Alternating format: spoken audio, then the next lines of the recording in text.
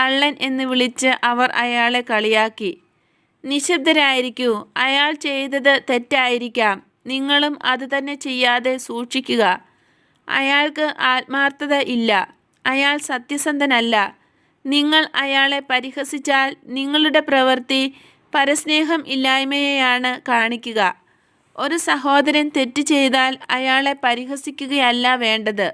എല്ലാവരും പാപം ചെയ്യും, ദൈവമല്ലാതെ ആരും പരിപൂർണരല്ല.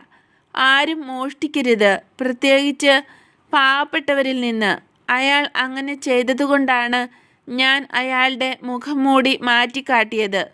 അങ്ങനെ ചെയ്തത് എന്നെ എത്രമാത്രം വേദനിപ്പിച്ചുവെന്ന് പിതാവിന് മാത്രമേ അറിയാവൂ.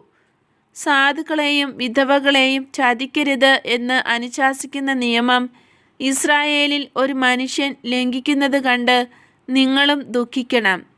അത്യാഗ്രഹം